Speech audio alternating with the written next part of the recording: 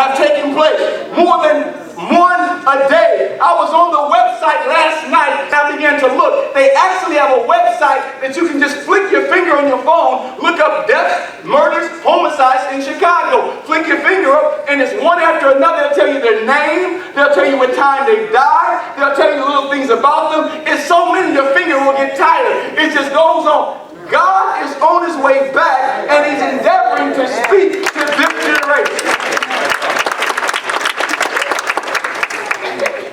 So here God is speaking to our Jackson community. It's time to get right with God. It's time to turn it around. The clouds will be splitting in the soon coming days. Study Genesis to Revelation and prophecy has been fulfilled. The only reason why we have not had the clouds split yet is because God in mercy is delaying Gabriel from sounding the trumpet. He's just hoping that a few more people will get in the ark before the door closes for all eternity. So some people here will say, preacher, God has already been dealing with me.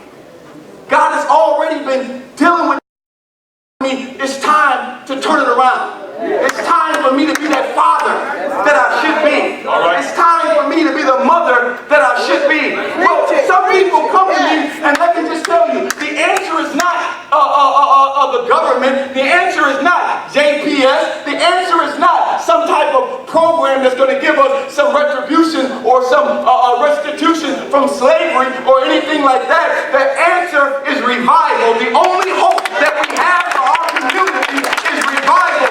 Some type of way we got to get to the point where we're breaking up fallow ground and turning to God in a real way. My God, amen, amen.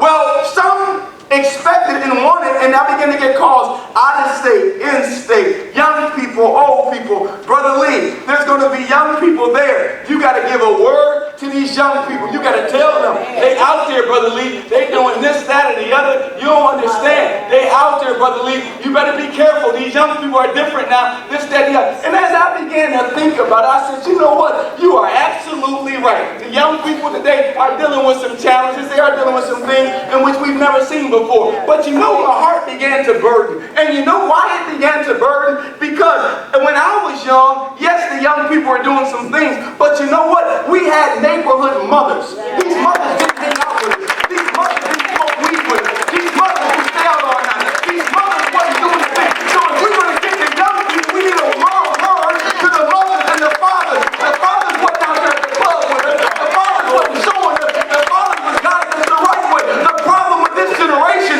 is not that they're so bad. The very people that should be leading them are leading them down the wrong path. We're complaining about them smoking weed. Don't you know they wouldn't know how to smoke weed if you didn't smoke weed in front of them? You're complaining about them having babies. You know they probably wouldn't know how to have babies, this, that, and the other if you wasn't bringing men in and out in front of them. Don't you know back in the day, mother would never get high with you? Don't you know the mother did get high? The child wouldn't know it. She put it on the bed. She go with her friends down the street and she hiding from them because she didn't want them to be influenced by her bad behavior. Don't you know it together, man? That man would respect her. They wasn't coming in and out and in and out. They would respect her. She wouldn't bring a different man in front of her children. If she did do dirt, she'd get a hotel somewhere in Lansing and all. She wouldn't do it in front of the children. So it's time for some parents, my God, to go to an altar of prayer and say it's time for me to turn it around, that I can be an example to the young people, that they can turn it around and our whole community can be prepared. Hosea, he said it's time to break up our fallow ground and seek the Lord. That fallow ground is that hard heart. That hard heart. What's a hard heart, preacher? A hard heart is when God is dealing with you, but you don't want to submit to it. God is convicting you, but you just going to harden your heart. You go to bed, no doubt when you heard about Ricky's passing, no doubt God dealt with you. What if that was you? Were you prepared to go? No doubt you was thinking, man, I need to make a change. I need to make a change. But your heart gets hard and say, not now. Not now. Let me do a few things first. But he said over in Hosea, he said, break up your fallow ground. Break up your fallow ground, my God. It's time to break up that hard heart. been running like Jonah. Jonah was running from God. I've been running from God like Jonah. Everywhere Jonah went, once he ran from God, he went down to the dock. He went down to the ship. He went down in the ship. He went, when they threw him overboard, he went down in the water. The fish ate him. He went down in the belly of the fish. Don't you realize if you run from God, you ain't going nowhere but down, down, down, down. But when Jonah got to the bottom of the fish's belly, he hit rock bottom and said, I have nowhere else to go. So now I want to go up. He said, if you want to go up, you got to repent. Jonah said, Lord, I'm sorry. I won't live this way any longer. I won't run from you anymore. If you save me from the bottom of the fish's belly, I'll go to Nineveh and I'll preach the gospel. Once he met the conditions, he went up out of the mouth of the fish. He went up out of the water. He went up off the dock. He went up, my God, down to Nineveh. He preached the gospel and the city was turned around. Is there any Jonahs in the house today that perhaps you're running from God? You're wondering why. It's not that you don't have a good credit score. It's not that you don't have, you got a felony on your record. I can't get a good job because I got a felony. I can't find a good man because all they want is one thing. I can't find this thing. The problem is not your resume. The problem is you don't got God on your side. If God was on your side, he'd give you favor. You may have a felony, but you'll hire folks working for you. Why? Because God is on your side. You may have a couple children, but if you come to Jesus, amen, God will bless you and help you to raise the children. You may say the Father is not there, but God will give you himself, the Son, and the Holy Ghost. It's time to turn to God. Children, sometimes you'll see a wannabe pimp, wannabe player, wannabe, I'm that guy. And you say, I'm going to follow him, I'm not going to follow Jesus. But the Bible said, remember now thy Creator in the days of thy youth, while the evil days come not. What was he saying there? You give your heart to God when you're younger. Why? Because it's not just sin, but every sin has a spirit. Every sin has a spirit with it. And when you imbibe sinful activities, you're imbibing spirits. These spirits get stronger and stronger. So when you get ready to get right with God, these spirits are not going to want to let you go. It's imperative that before you get out there in the streets, you say, I want to live for God because I don't want to imbibe these spirits. So then when I want to get saved, don't you realize these people out here on all this stuff, I've never seen so many people on pills. Where did this stuff come from? Oxycodone. I don't even know what some of these names of some of this stuff. Vicodin. Xanax, Valium, morphine, coke. Where did this stuff come from? Never seen some of this stuff. But what happens? These spirits hold them. Let me say this. My brother was saying, Lee, back in the day, we get into a fight. We wasn't picking up no guns. He said, we get into a fight. We live to kick it again. He said, but now, and I was going to say this, a lot of times, it's a coward that got a gun. They don't want to face you.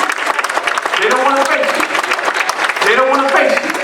Many times, it's a coward that don't want to face somebody that's going to pick up a gun. So here, some may say, preacher, if I was to give my life to God,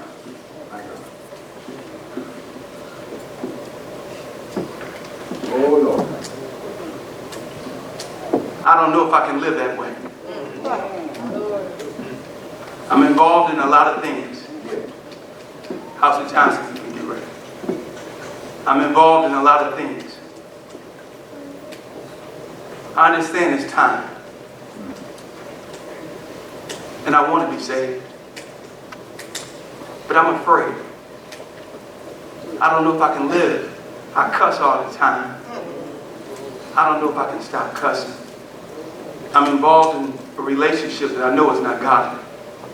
The Bible speaks about fornication and adultery. I'm involved in it. The Bible speaks about fighting, anger. That's my issue. But I want to be saved. But I don't want to be a hypocrite. I don't want to come and get saved, but still wanting the street life. Preacher, what if that's me? What if I want to be a man of God? I want to use the gifts and influence that God's given me to live for God. But I'm afraid. Friend, you don't have to be afraid. All you have to do, and the only part you have to play, is surrender. God will do everything else.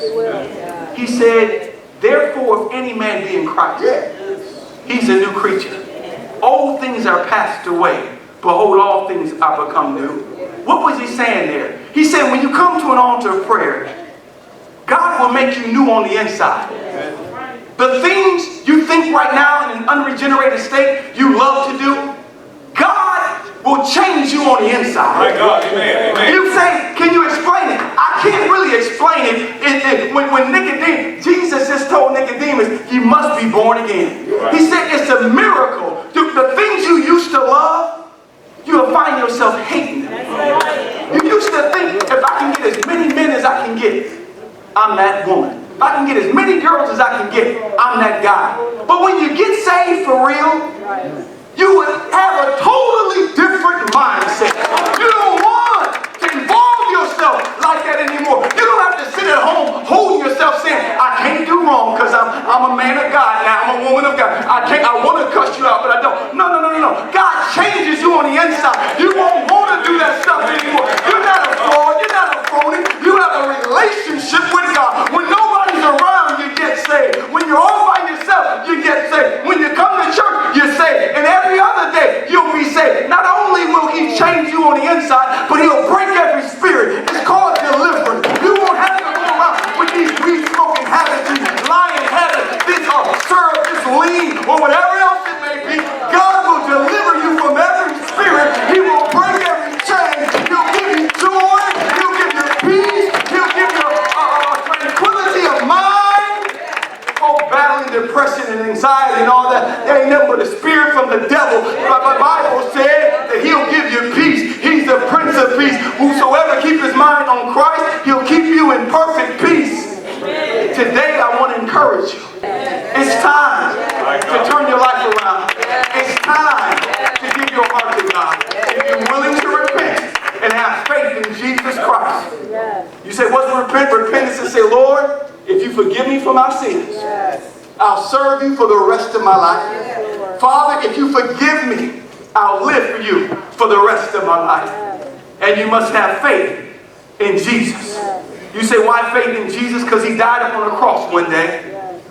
And when he died on that cross, he spilled his blood. And through his blood, you are forgiven. My God. Said, what shall wash away my sins? Nothing but the blood of Jesus. What shall make me whole again?